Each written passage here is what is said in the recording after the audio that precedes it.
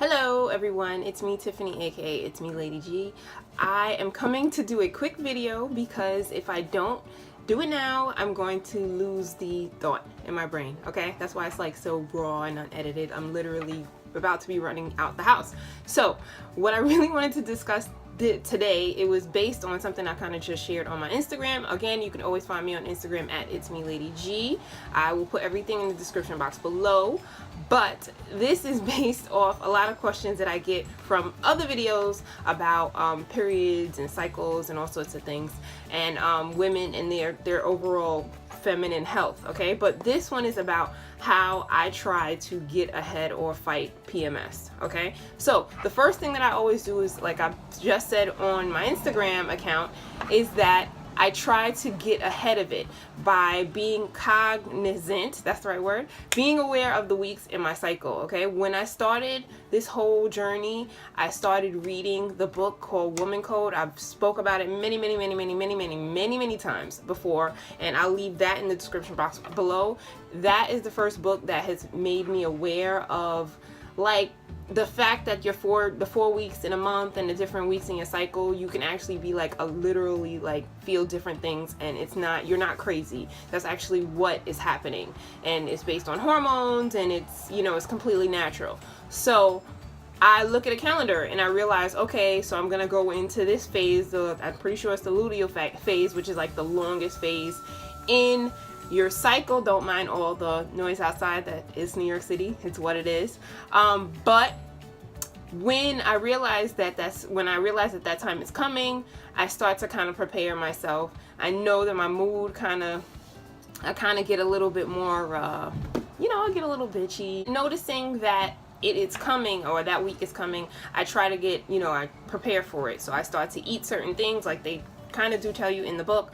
I eat more root vegetables and leafy greens. I may take a certain, supplement, which I spoke about in another video, which I'll try to link in here. I'm like really bad with the annotations, or link in the description box below. When I take DIM, which is basically an enzyme that's made from cruciferous vegetables, which are like broccoli and bok choy and cabbage and things, and it helps to kind of process out extra estrogens in your body. Again, like I always say with every other video, is that I'm not a doctor, okay?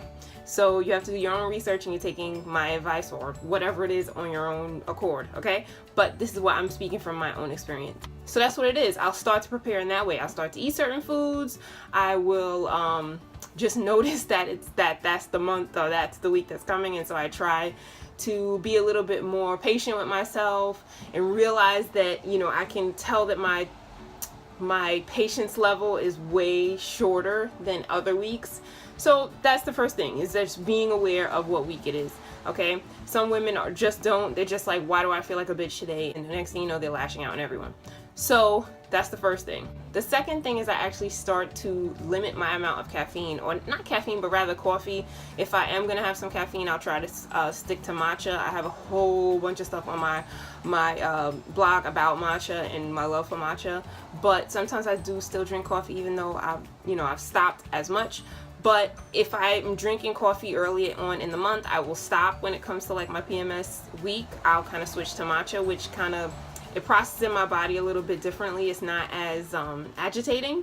Also, I noticed that it makes, for whatever reason, for me, coffee makes my hormones go a little crazy, especially when it's getting towards my PMS weeks. So I limit the amount of coffee that I can take, okay, that I drink rather. Third thing kind of piggybacks on the first thing, okay, the first point, is that I try to not put certain projects in that week before my period. I won't put myself in a position that I have to be like more creative, or certain things that will make my patience shorter, okay? I try to look at the month and be like, okay, when is certain things due, and I try to do it in a certain part of the month as opposed to other things. So let's say if I'm going to do a whole month, or I know I'm going to be sharing more or information rather for the whole month, I try to get as much writing that I can out done in the earlier part of the month as opposed to in the later part of the month, because I noticed that if I wait till the later part of the month,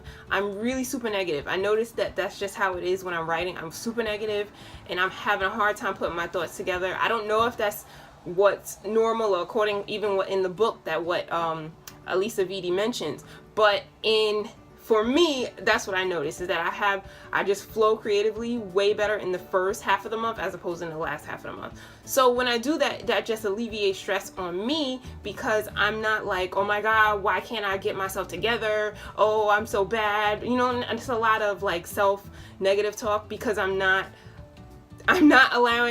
leaving those things for that week, thus putting more pressure on myself, if that makes sense. Okay, know that these are like unconventional things when it comes to PMS, but this is how the things that I do to fight it. And then the last thing is I let myself go through the process. Basically, I don't like fight the whole thing so much. I don't try and beat myself up in my head. I don't be like, why do I want to eat chocolate?